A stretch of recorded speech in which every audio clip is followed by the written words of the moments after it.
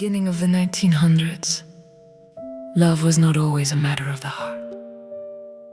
In families of distinction, marriages were often governed by ancient traditions. Traditions created to unite families, titles, land, wealth, and status. But for Julian, there was only one thing in this world that truly mattered: his beloved daughter, Vivian. When Vivian was only 4 years old, measles took away her sight. From that day forward, Julian devoted his life to becoming her eyes. He held her hand whenever she entered unfamiliar places. He described every room to her, guided her through every doorway, and changed whatever he could to make the world a little easier for his precious little girl. But more than anything else, he was her father, her safe place, her laughter, her eyes, and Vivian was his beloved little girl. Sometimes Julian would watch her laugh and quietly wipe away a tear from the corner of his eye. Her happiness meant everything to him. He could not bear the thought of anyone taking that happiness away. But the traditions of the family had already decided Vivian's future long before she was born. According to the old custom, when the eldest daughter reached the age of 18, she was to be promised to the eldest son of a baron. It did not matter where her heart belonged. Love was never part of the agreement. But Vivian had already given her heart to someone else. The young man she loved was the son of Julian's closest friend. He was a man of status, character, and distinction, but he was not part of the family lineage, an ancient tradition that demanded the marriage. And yet, there was something between Vivian and this man that no family rule could change. It was love, a love between two people, two hearts that had found the same rhythm. To Vivian, he was not a title, he was not a family name. He was simply the man her heart had chosen. But the family had decided otherwise, and Julian was the one who was forced to give his daughter to the baron's son. Every time he looked into Vivian's face and saw her smile, guilt settled heavily upon his heart. He knew what they were taking from her. He knew that the daughter he had protected all her life was now being forced to surrender the one thing she had chosen for herself. Her love, her future, her happiness. And on the day Vivian was forced to give her promise to another man, something inside her broke. She cried without trying to hide her tears. She had to say goodbye to the man who possessed her heart and promise herself to someone else. And Julian's heart broke with hers. He was her father. He wanted to protect her. But he was also a man born into his time, trapped between his love for his daughter and a family legacy that allowed no room for disobedience. He did not make this choice because he wanted to hurt her.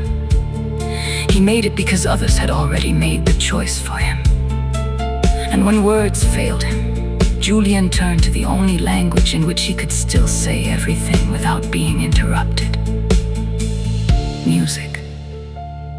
Through the sound of his piano, he tried to tell Vivian everything his words could never express: that he loved her, that he would always be her father, that he never wanted to lose her laughter, that he never wanted to force her to surrender her heart. But sometimes people become prisoners of choices that were made long before they were born. And sometimes it is not the absence of love that breaks a heart. It is when love exists, but tradition decides that it must not. And so begins Vivian's story, a story of lost love, a broken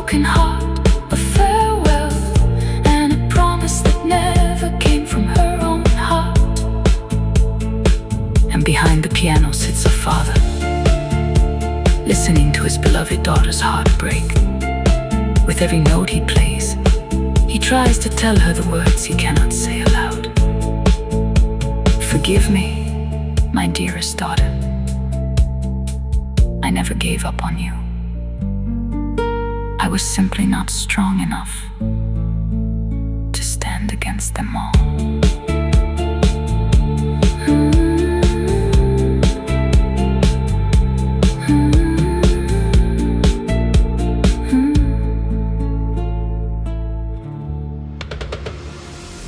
In a world where bloodlines bound the heart, a child lost her sight to shadows gray. Julian reached down, took her trembling hand, and swore to be her light in every place. 18 étés s'enfuirent comme de vains mirages, quand le devoir antique réclama son prix. Promise à un baron Captive de ma cage, sacrifiant mon amour aux règles du pays. They wrapped your fate in silk and shame. Moment seul à honneur, jeu doré et cruel, And Julian stood silent and torn, rongé par le chagrin, sous un ciel éternel.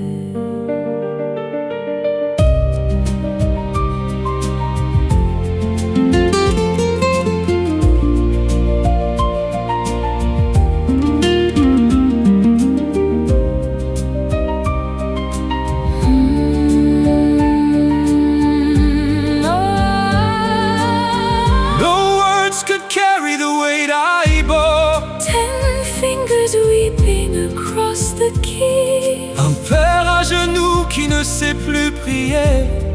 Forgive me, my child.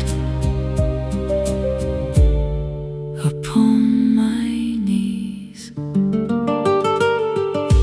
I was too frail to break the chain. Trop silencieuse pour fuir ce chagrin. So let every note that I play tonight, que chaque note jouée ce soir, guide your broken heart back to the light. My sight, my song, mon triste amour. and I feel